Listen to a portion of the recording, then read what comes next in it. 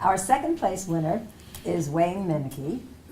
He's an Islip High School biology teacher who hunts for dinosaur and mammoth fossils in Montana and Tennessee with paleontological research groups during the summer months. That's exciting. His poetry has been published in the fracking anthology Fracture, as well as in other print and online journals.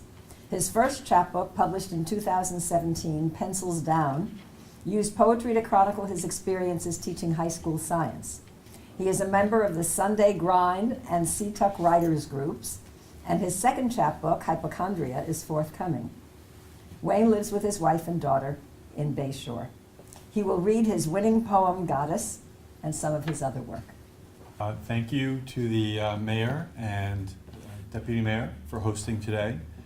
Thank you to Carolyn for organizing, and to Suzanne for selecting my piece. And congratulations to the other honored poets for reading today. Goddess. Descendant of mitochondrial Eve, you are a gift made of gifts.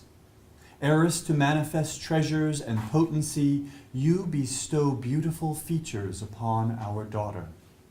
Goddess of brown eyes, creator of constellations of lashes, architect of new fingerprints and ombre hair, you deliver the delicate gut punch of life, star birth with a chance of winds.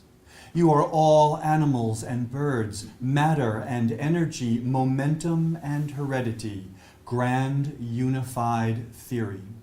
You design galaxies' spiral center, swallow my skin in gravity's window, a singularity that whispers beautiful pinpricks into the ear of a collapsed body. To escape you is to exceed the speed of light. I cave instead. Rotate the slow dial with Venus, whose day lasts longer than her solar year. Place of divine places, with many homes to enter and dwell, you are multiverse, reckoned by the invention of family and a life so much better than I deserve it to be.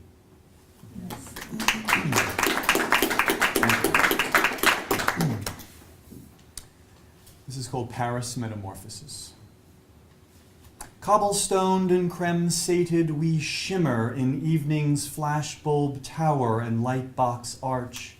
Bright work urban, we focus our lumens on theme park gardens, cast wrought iron shadows on museum plate glass walls. Snapshot artists and free verse buskers, we pitch Eiffel's pin on city maps. We spin unicorn tapestry along sidewalk cafes, twirl skirts of flags in blue and white and red wine smiles. We bargain 12 miles on weary feet. We are midnight sleep.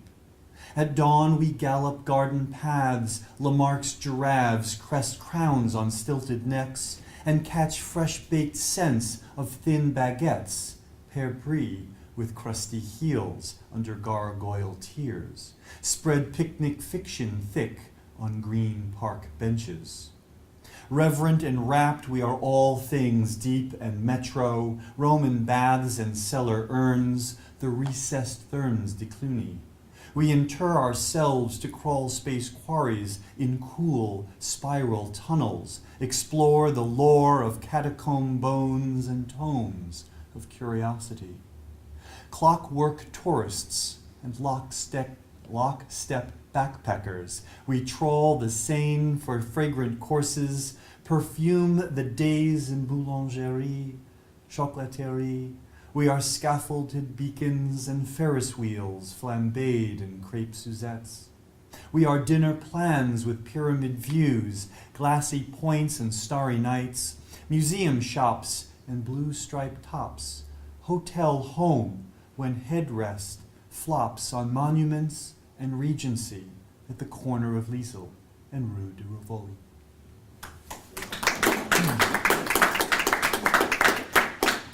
Thank you.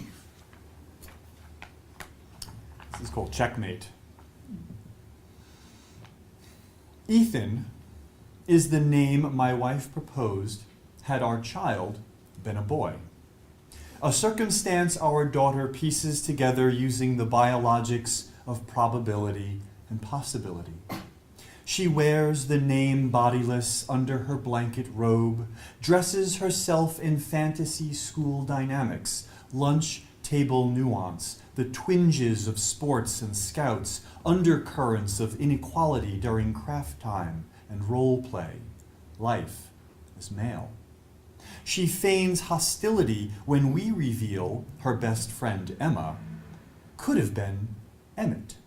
Might be in some alternate universe where my wife, who swears she's coming back male next time anyway, really is gender norms reshuffled. Ruffled by this multiverse talk, not Ethan storms away from dinner, reconvenes to her living room chess game, grateful her queen is the most powerful piece in play.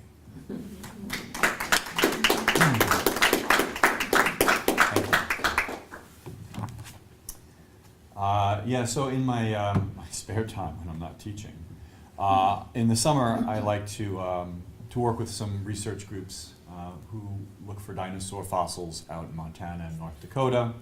And last summer and this summer in Tennessee, we look for mammoths and mastodons. And it makes for great stories to bring back to my students and slideshows and fossils to bring back to them. But every once in a while you meet people when you're looking for dinosaurs who are not doing that. They're looking for oil, especially out west.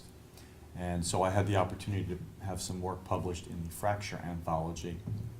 This is called Agland.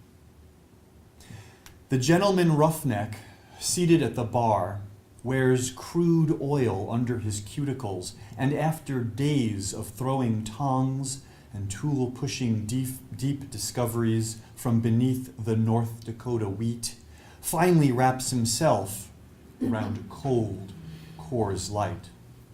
The Bakken shale oil pervades underground north of here, converting the blue and brown wide open into impromptu trailer parks, home base for extra pairs of steel-toed boots and fire-retardant coveralls. An earthy sigh through brown afternoon teeth is felt in his heavy grunt, and storms of rare periodicity, severe with rain, drench the leather hills with a geographic tongue, tagged the rich territory and cold smell of broken on every inch of this man's being.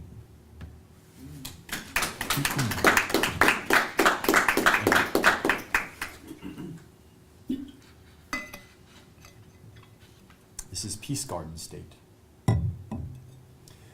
Welcome to flyover country, land of people on their way to someplace else. Beneath its sweet clover, dark pools gather, and prospectors for a new life flood in from California, Idaho, Michigan. Here the employed thrive on the roundup of shale oil. The departed vent methane from the bowels of geology. The living dead earth up remote dull buttes with hammers and knives, tapping unsexy resources in search of dinosaur curiosities, venture without fortune. Anyone can be a landman and secure mineral rights to hectares of local extinctions until there's nothing left to claim.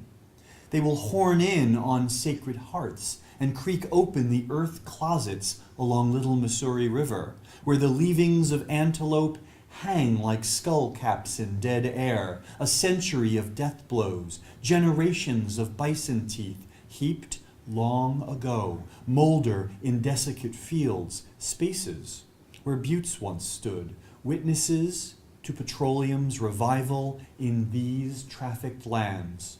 This is the nature of the bone boom wilderness, of Buffalo Commons turned oil boom town, where stewards of this empire shelved their arrowheads and pelt scrapers when the skins ran out. Thank you. I guess I'll give you a little taste of what it's like to be a teacher of teenagers this day and age. I teach biology, I've taught chemistry, I teach science research, anatomy, physiology. And kids like to try to put things in their mouth that they shouldn't. This is called pica. Do not consume anything in lab ever.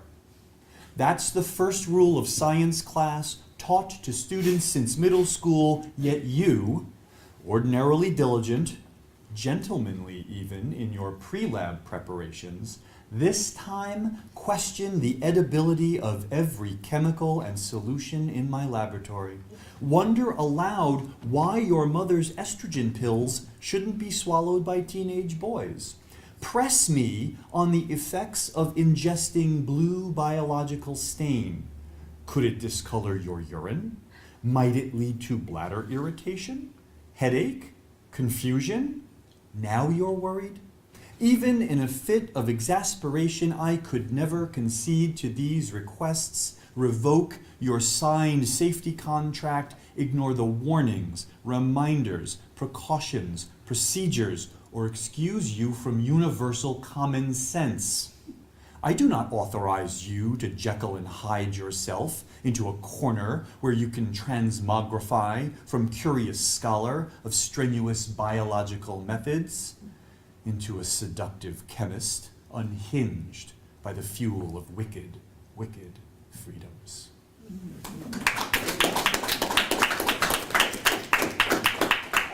Thank you. Thank you. Any of us who